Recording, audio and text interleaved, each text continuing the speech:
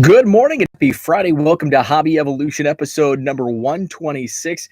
It is a Friday. It's supposed to be casual. Why am I wearing a button down? Well, I have a work Zoom today, so hence the button down shirt. And I think this is a powder puff football t-shirt underneath. So today I want to talk about just some random things. I'll get right into it. No Cubs in the mail yesterday. And be prepared. Mail and everything is very slow right now. And I noticed a huge lag in deliveries from normal to yesterday compared to every other day. And I'm sure that's because of Cyber Monday and Black Friday. Everything was processed on Monday, and now it's getting to its destination on Thursday, Wednesday, Thursday, Friday. So my mail normally is delivered between sometimes as early as in the 11 o'clock hour, but typically between noon and 1 o'clock in the afternoon. It was not delivered until 6 p.m. last night. That was my regular mail. And the UPS, the big brown truck, comes around between 1 and 2, a little bit after the mail is delivered. And UPS delivered my boxes yesterday. I think it was after 4, right around 4 p.m. So a little late. I was expecting some good stuff. So UPS did deliver 4 of these boxes that I ordered from Topps. This is the NBA Hoops Premium Stock 300 card set plus a bonus pack of Pulsar Parallels. So the plan was to open one set last night, go through the cards, and as I watched my alma mater get smoked by the number 3 ranked Hawkeyes and Player of the Year candidate Luka Garza, Western Illinois, that is. So I did open one box. I'm going to hold 3. And I saw somebody ask on Twitter that bought 2 boxes. Should I open? Should I break? What should I do with these? My suggestion, only my opinion, I broke one, and I'm selling the singles, and I'm going to hold the other 3. Basketball season is ramping up, but the season doesn't begin for another, 3 weeks? The 22nd are the first games. So I'm just going to hold the other 3 and see what they do, because I have a feeling retail price $150. Right now you can buy, and I saw them as low as like $240 shipped on eBay. And of course you can get the eBay bucks. I think they'll probably offer another 5%. I don't know if that will happen by the time, because I know people on the blowout forums are starting to scoop these up at $240. So I think $240 is a really good buy, because I think these could be selling in the $400 range by the time we end this year. By the end of the month, I think the opinion, my prediction, my thoughts, and I've been wrong before. I've been right before, so it's a toss-up. 5 veterans, no rookies, and no stars. I think the biggest star would have been biggest player, I should say. So TJ Warren Black Pulsar was the biggest hit there. So as I was going through, Zach's with us. Good morning, Zach. 2020 remake of the 2000 film Lovin' Basketball, the Botoms. Yeah, I'm coming back. I'm loving basketball. Although I've always loved college basketball. It's only the NBA that I'm returning. I've always been huge into the college game. So speaking of basketball, as I was going through, first I came upon the Jalen Brunson card, who is now with the Dallas Mavericks. Jalen Brunson, a Chicago kid. I should say Chicago area kid. He went to Stevenson High School in Lincolnshire. Jalen Brunson went on. You probably remember him from Villanova. And Jahlil Okafor, bigger name in college, and has not really come around in the NBA. He's now with the Pelicans. So he started out, I think he was the number one pick for Philadelphia out of Duke. So Jahlil Okafor, also a Chicago kid, went to Whitney Young. I actually broadcast, it's funny, I broadcast his second high school game ever as a freshman at Whitney Young. I did play-by-play for that game. They actually were upset by Springfield Southeast. And then I was courtside for his final two high school games as a senior in the IHSA state finals. And that's where the story goes. So these two squared off in the 2014 state semifinals in Peoria. It was Whitney Young versus Stevenson. It was a battle. I was helping the broadcast team. I do kind of the analytical stats. I track runs, just any kind of offbeat stats. I'm sitting right next to the play-by-play and color commentator, slipping them notes with various notes. And kind of an example of what I do. There was one team that really liked to slow the game down, so I would track their first few possessions. I was tracking how many passes before a shot attempt. So those are the types of stats that I track for the TV team, and they can drop it. And then your typical stats. Brunson has taken the last 8 shots for Stevenson.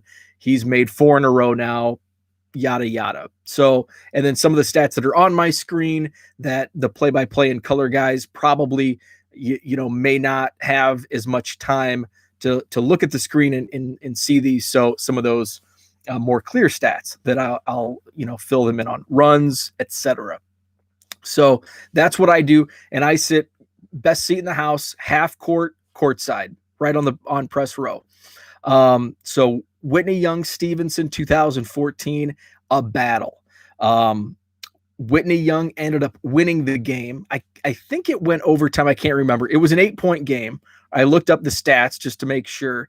Jalen Brunson for Stevenson set a tournament game record, 56 points. Jalen Brunson scored 56 points, pulled down 7 rebounds. Jahlil Okafor, 33 points, 14 boards, and his team went on to the state championship game. Now, there was also, so that's memorable in itself. The game was super memorable. Then what happened at the end of the game made it more memorable and not really in a good way. So, very end of the we're down to free throws, and I think that's how it got to 8 points. Was fouling down the stretch.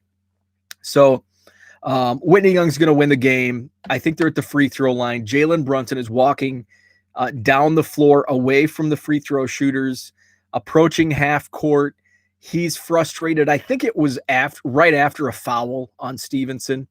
And he puts his hands up in the air, and he's walking towards the side of the arena that has the Whitney Young section.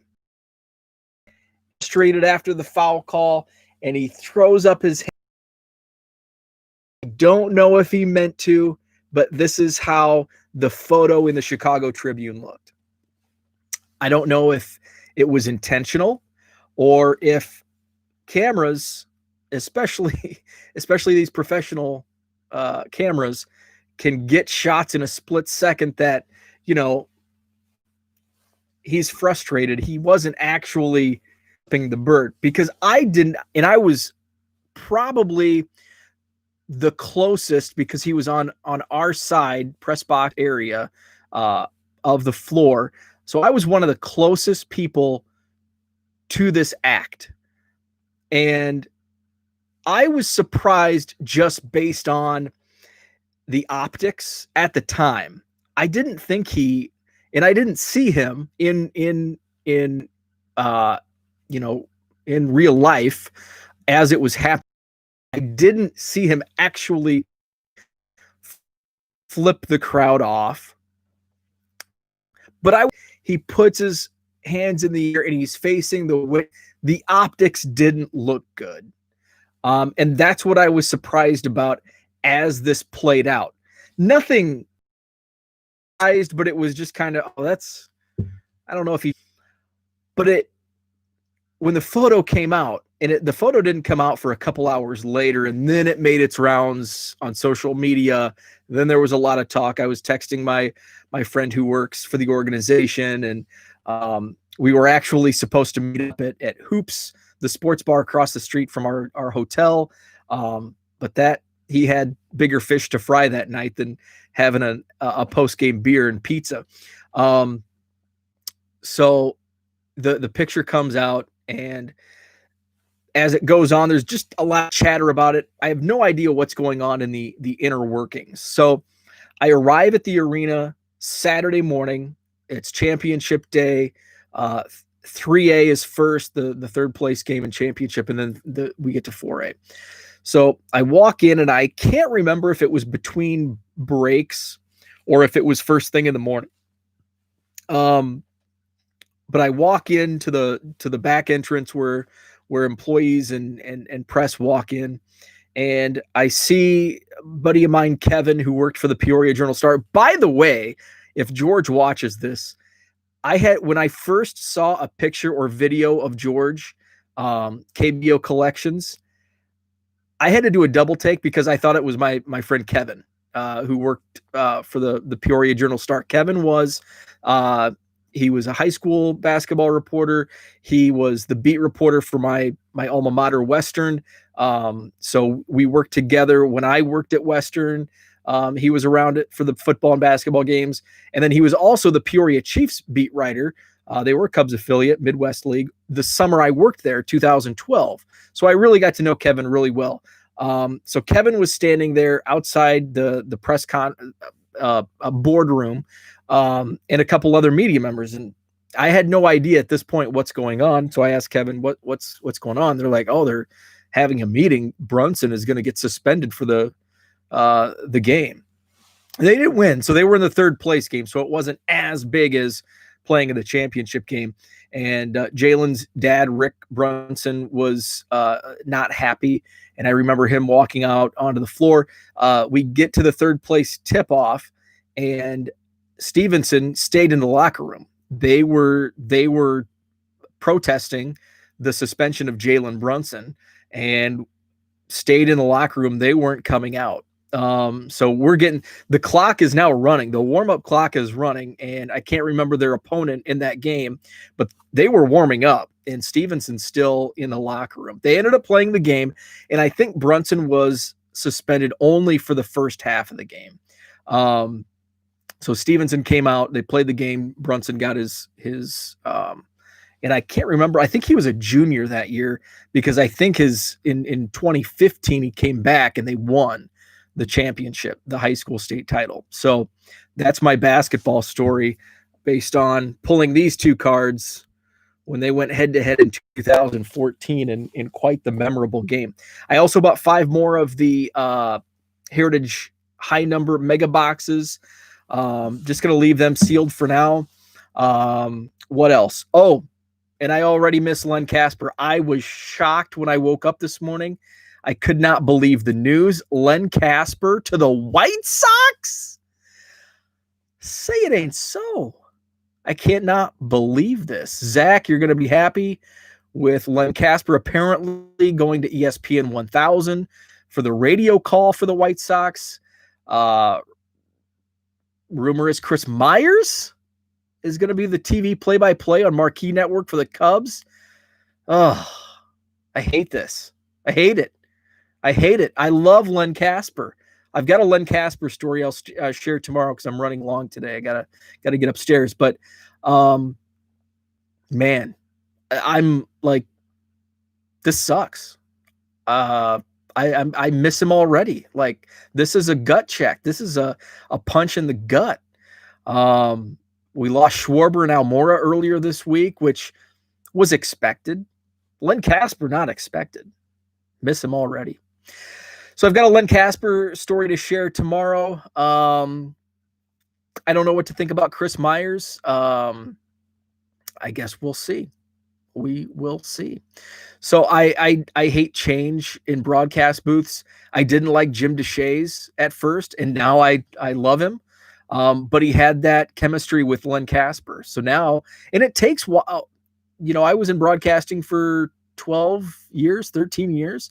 It takes some time to build chemistry between two announcers.